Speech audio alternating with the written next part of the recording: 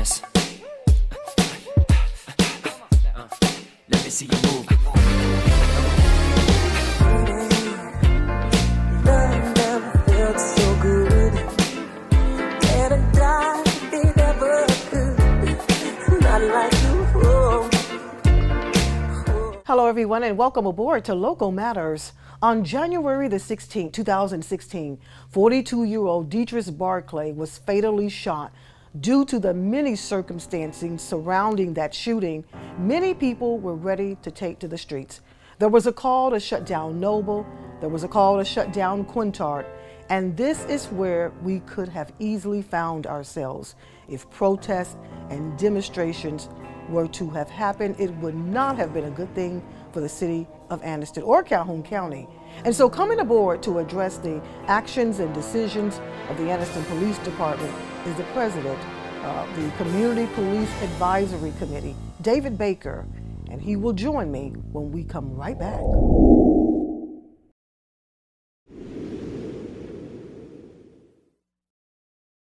Hello, everyone, and welcome aboard to Local Matters. I'm Donnie Rimsey. Joining me here on the set of Local Matters is the president of the Community Police Advisory Committee, David Baker. Welcome, David. It's so good to have you on the show. Welcome back. Okay, thank you. Thank you for Wow. having me. David, you know, it's these last couple of days have not been good for us. I mean, with the fatal shooting of 42-year-old Deatrice Barclay, it really has not been good. And in fact, I want to bring up some video because this is where, believe it or not, this is where we were headed. David Baker, this is where we were headed. From what I understand, there were different groups. People were ready to take to the streets. They were ready to shut down Noble. They were ready to shut down Quintard.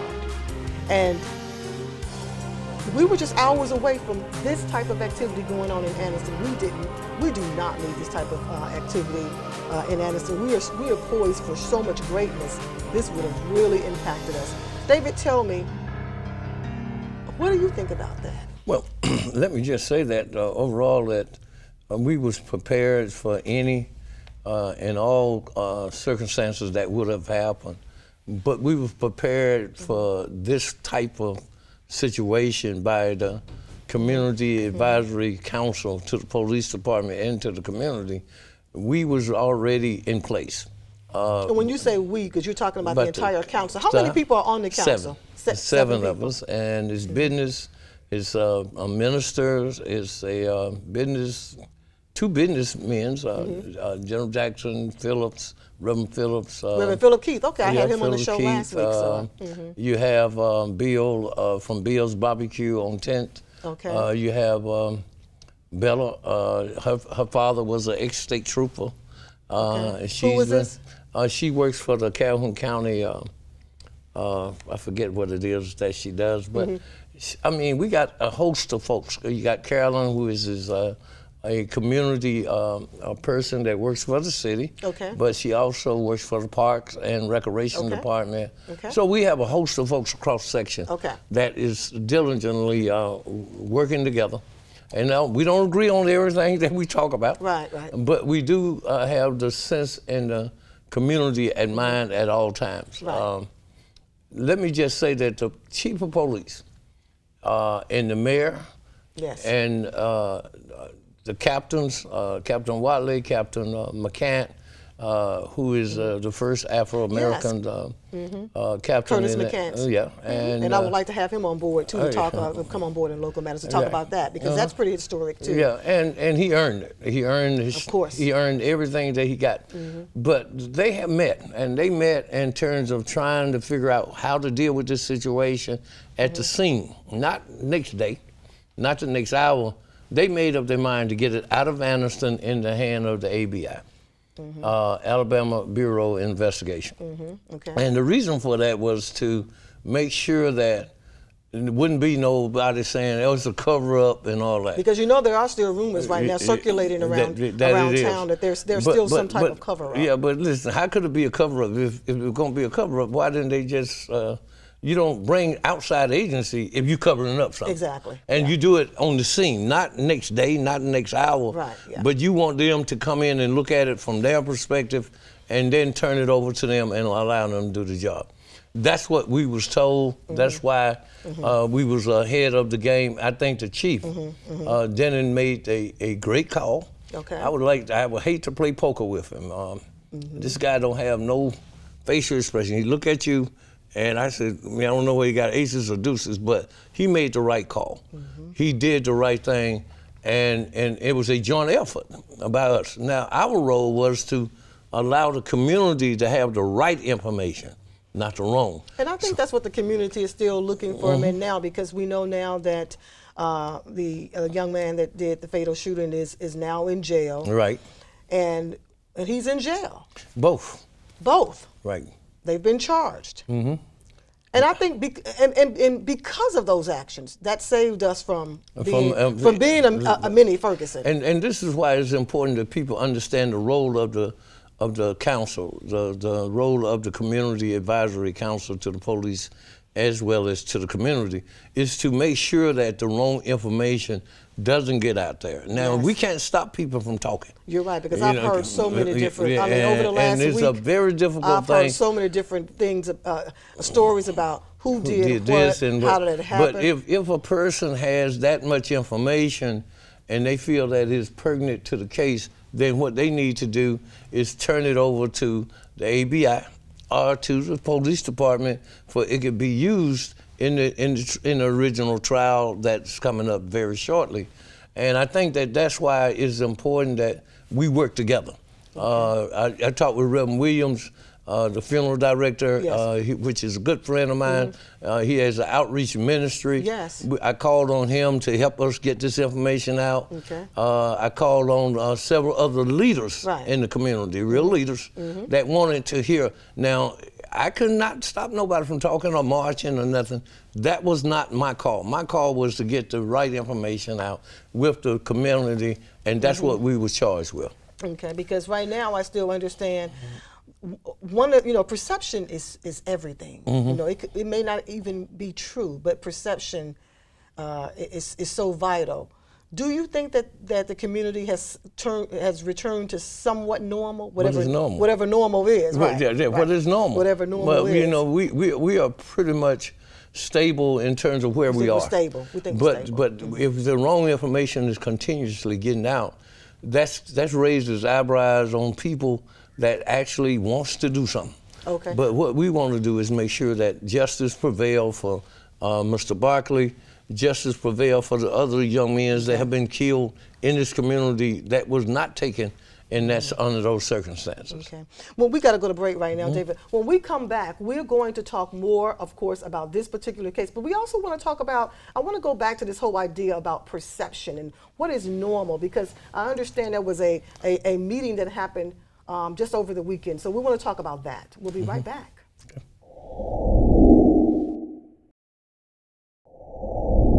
Hello, everyone, and welcome aboard to Local Matters. We're living local. Well, it never felt so good. I'm Dottie Rimpsey. And if you're just joining us, David Baker and I have been sitting here the first part of the show talking about where we could have been just about a week and a half ago when 42-year-old Deatrice Barclay was fatally shot. And there were people poised and ready to roll, and to really they had discussed taking Noble Street and taking over Noble Street and Quintard, and that would not have been that would not have been a good place for us. We're making too many great strides in Calhoun County, and we certainly don't need that. But I also wanted to bring on a young man by the name of Antoine Fagans. Welcome aboard, Mr. Fagans. Thank you for having me here. And I brought you on because I wanted to bring in a different sort of a different eyes to what's going on. Just about a week ago, I had Reverend Philip Keith on, and all of the great work that he's been doing in the community with young African American boys in our community.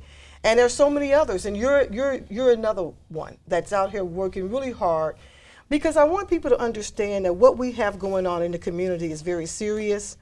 We were looking for answers. We want to understand, because even though now they're in jail, and kudos to our police department for taking swift action. Right.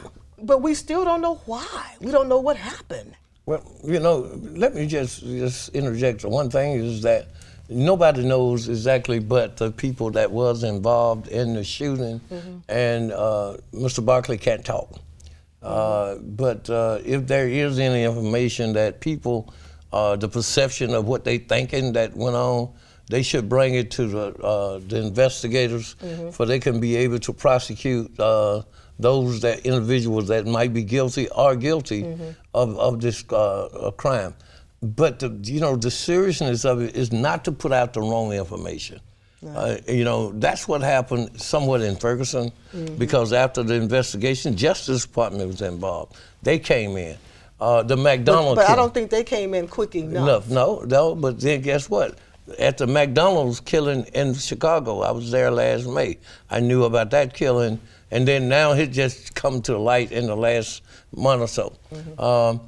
But we was ready. That's why I was glad, and the council that I serve on with the men and ladies that's on that council, they understood that our role was to, number one, keep calmness first, then get the right information out, then talk with the police department, talking with the community, and putting them together. You know what, David, I don't mean to interject here, but you know what, the more that we learn and understand about other cities and things they're going through, from best I can tell, they don't have a circle of folks working closely linked with the police. Well, and we do, and we may take it for granted that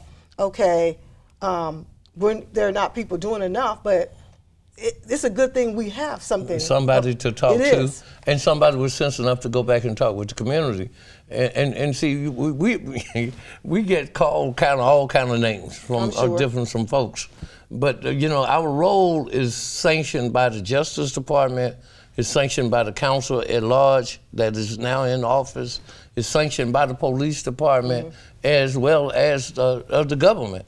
We are bound by duties to do what we're supposed to be done. And no matter what nobody say. Now, I'm not saying that what's going on with these people. I had the meeting the other night. I have no idea. Because I wanted to talk about that, and that's what I mentioned that I would have, that would be the focus of the conversation when we came back, would be, have we returned to, quote, quote, whatever normal is? And from what I understand, there was a meeting that took place over the weekend.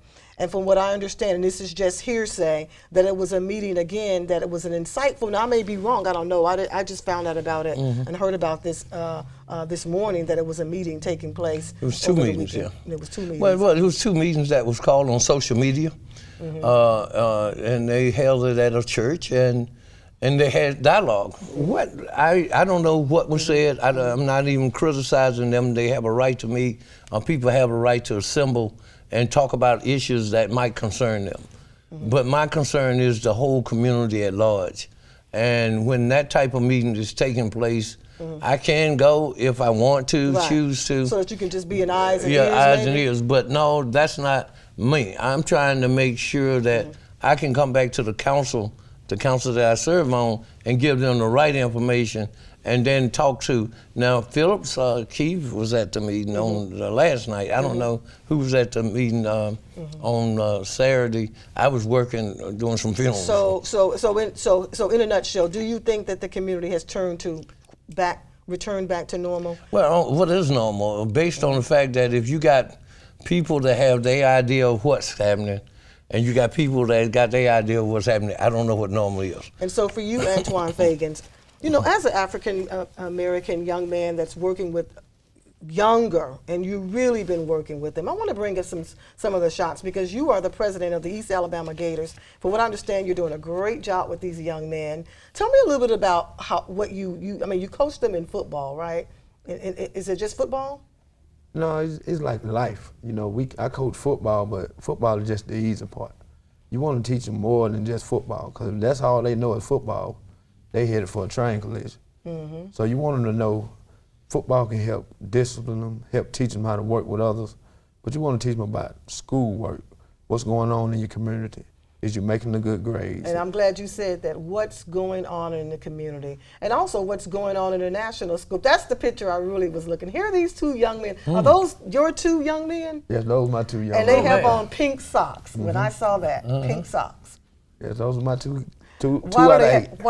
Why do they have on pink socks? To support breast cancer. So you're already working with these young men to help them understand what it means to have breast cancer. And you know, it used to be hard to get men to wear pink. Yes. But once they figured out what it for, cause a lot of parents that I coach had breast cancer. Grandparents, everybody's touched by it some kind of way. Yes, it is. When we come back, I want to talk with you more, Antoine, because you mentioned a very a vital point about teaching them about what's going on in the community. So I want to talk to you about what has happened most recently and how you've been working with your young folks regarding this particular incident. We'll be right back with more Local Matters.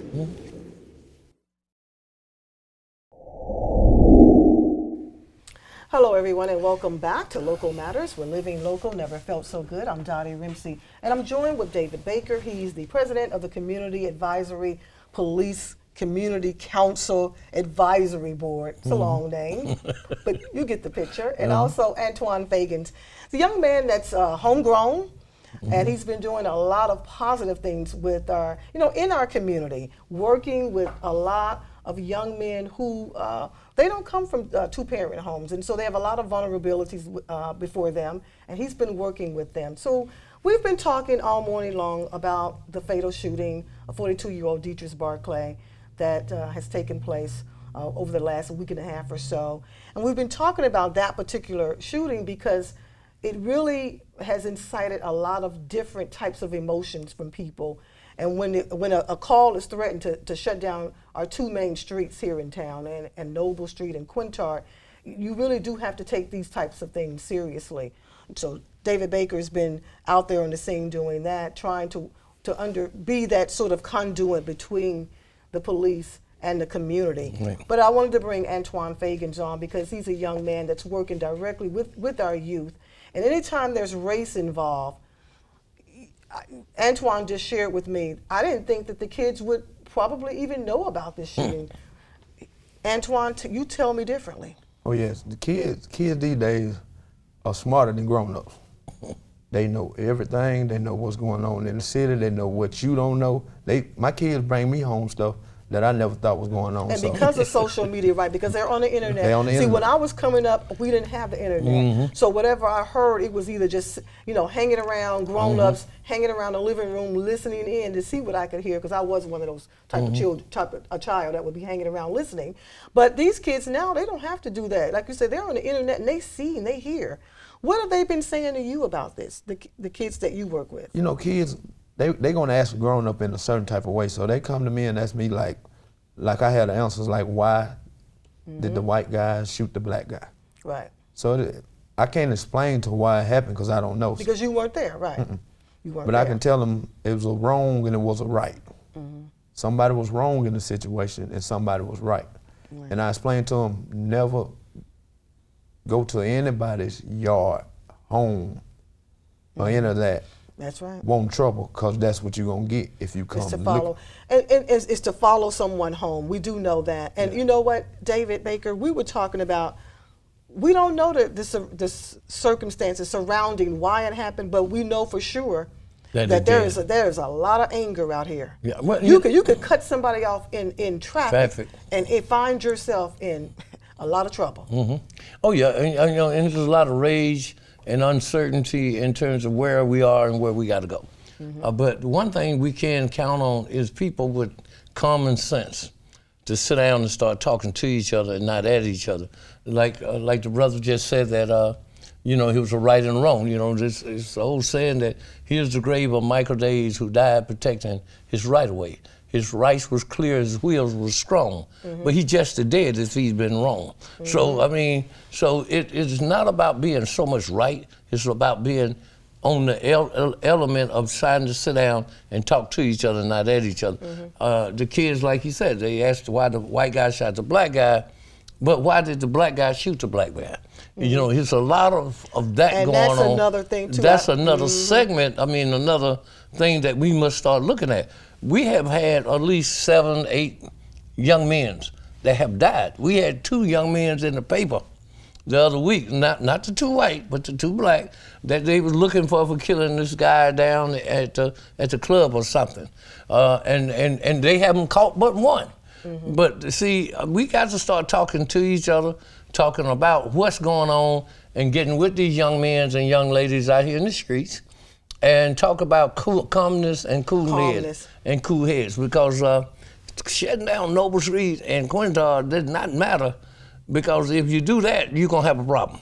Yes. And so what we needed to do was get together and sit down and start talking. That's why the council that serves as the community and the police council, advisory council, we was advising the police and we was trying to advise the community, and that's what kept it calm to this degree. Now, we ain't talk to everybody. Right. Everybody ain't gonna be talked to. So that's the reason I reached out to like the outreach ministry from the Anderson Funeral Service, trying to get people that with common sense to be involved to make sure that we are talking, because the funeral home don't want, you know, we in the business of burying folks, but we just don't want to have to bury somebody that is not their time.